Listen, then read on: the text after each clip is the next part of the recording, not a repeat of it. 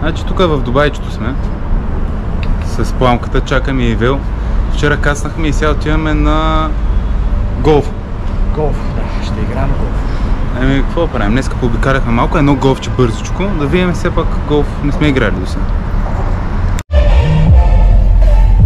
Велка намаля тази музика, да каже две приказки.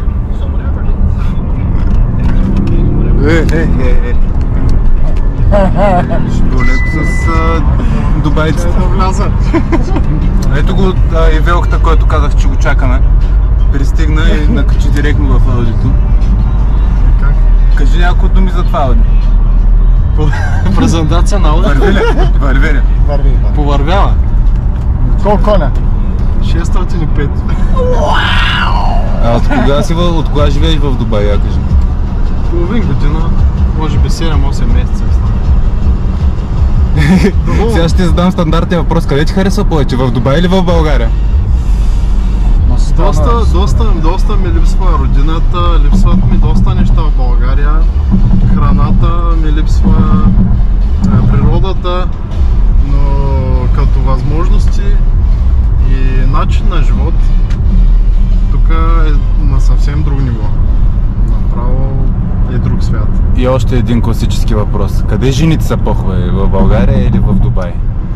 Без да лъжеш. Аз имам предположение какво ще кажеш. Честно казано, в България знаем, че са, като нация са много красиви жените, но тук са събрани може би най-красивите от навсякъде.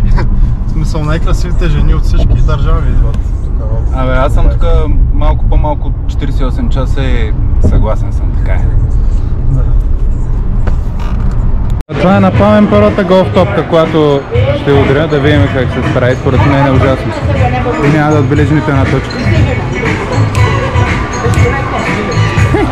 Няма цели. Малко по-напред застани, бе, да го. Добре. Айде, пламене. Това е добре, че точки ще вземе. Ей, там горе се ще вземе. Колко точки ще вземе? Браво.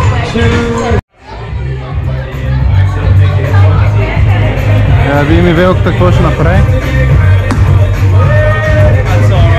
Това отиде някъде много надалече. Резултата, къде да го покажа, резултата Яни е на последно, после Ивел, Томас, Рей, Пламен и другият Рей с 106 точки.